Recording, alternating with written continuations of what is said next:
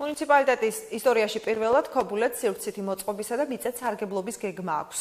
გადაწყვეტილება საკრებულომ დღეს მიიღო ნაციონალური მოძრაობის გარეშე, ისინი სხდომას არ ესწრებოდნენ. რა მნიშვნელობისა და რა სიკეთეებს ითვალისწინებს დოკუმენტი, ამას სულხან მესხიძე მოგიყვებათ.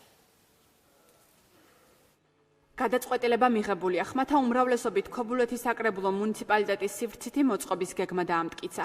დოკუმენტში ის ტერიტორიები აისახა, სადაც შენობა, ნაგებობები, რეკრეაციული ზონა და ტყის ფონდი მდებარეობს. სქემა მუნიციპალიტეტის სივრცით ტერიტორიულ სტრუქტურას განსაზღვრავს. Აქტიურად განსაზღვრულია სად რა მიწის ნაკვეთი მდებარეობს, რა მიმართულებით ხდება დღეს მისი გამოყენება, სასოფლო მიწა, არასასოფლო მიწა, ტყის ფონდია, გზა არის თუ რა არის, ეს ყველა მასალა შეგროვდა და გადატანილი იქნა რუკაზე. საკრებულომ დღეს ასევე მუნიციპალიტეტის მიწათსარგებლობის გენერალური გეგმაც დაამტკიცა, როგორც უნდა განვითარდეს ქობულეთი მომდევნო 20 წლის განმავლობაში. სწორედ ეს დოკუმენტი განსაზღვრავს.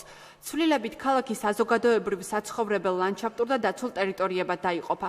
სარეკომენდაციო ხასიათის გეგმაში შენობების განთავსების ადგილები და კოეფიციენტებია მოცემული. დადგენდა ტერიტორიების თუ რამხელა შენობების შეიძლება რამხელა შენობა ნაგებობის აშენება, რა ფუნქციის უნდა იყოს ისინი, თქვათ იგივე სად არის საჭიროა დამატებითად საბავშვოებების ან იგივე სკოლების გაჩენის აუცილებლობა და ამ დოკუმენტით ფაქტობრივად ისქმება სამოქმედო გეგმა მომავალი წლებისთვის, თუ როგორ უნდა იმოქმედოს ქობულეთის მუნიციპალიტეტი. ცვლილებას მხარი დაუჭირა საკრებულოს ფრაქცია რესპუბლიკელებმა, თუმცა ოპოზიციაში მიიჩნევენ, რომ ვიდრე საკითხი სხდომაზე გავიდოდა, დოკუმენტი საჯაროდ უნდა განხილულიყო.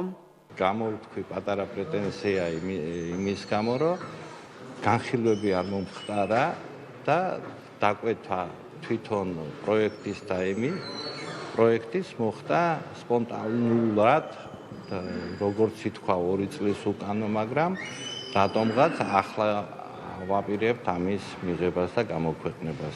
მართლგუნდში კი დოკუმენტის მნიშვნელობაზე ამახვილებენ ყურადღებას. ეს არის ერთ-ერთი მნიშვნელოვანი პროექტი, რადგანაც სივრცითი მოწყობის გეგმა ნიშნავს კულტურული, ეკონომიკური, ეკოლოგიური და სხვადასხვა მიმართულების განვითარების გეგმას. მოგეხსენებათ, ყოველთვის იყო რაღაც ზოგადი მიმართულება მოკლევადიანი, საშუალოვადიანი გეგმაზე, მაგრამ გრძელვადიანი გეგმა ეს აუცილებელი პირობა იმისათვის, რომ ვიცოდეთ მომავალში, საომავლო პერიოდში სად იქნება ჩვენი მუნიციპალიტეტი, რა პერსპექტივებს დაადგება. 300 გვერდიანი დოკუმენტის შექმნაზე სპეციალური კომისია 6 თვის განმავლობაში მუშაობდა. გამგეობაში განმარტავენ, რომ ამიერიდან ინფრასტრუქტურული პროექტები ამავე დოკუმენტის მიხედვით დაიგეგმება, რაც მუნიციპალიტეტს განავითარებს. რა თქმა უნდა, მოხდება ამ დოკუმენტის შესაბამისად ყველა ღონისძიებების გათვალისწინება. ამავე დროს მოხდება ამ დოკუმენტის შესაბამისად განვითარების ასპექტების ჩამოყალიბება, რასაც ქვია განსახლების ტერიტორიების შემუშავება, რასაც ქვია დასახლების ტერიტორიების შემუშავება, იმ პირობების გაუმჯობესება, რაც დღესდღეობით შეიძლება იყოს ცოტა ქაოტურად განვითარებული. ქობულეთი აჭარის მუნიციპალიტეტებს შორის ამ ეტაპზე პირველია, რომელსაც სივრცითი მოწყობის და მიწათსარგებლობის გენერალური გეგმის დოკუმენტი აქვს. პროექტის შემუშავებისთვის 240,000 ლარი დაიხარჯა.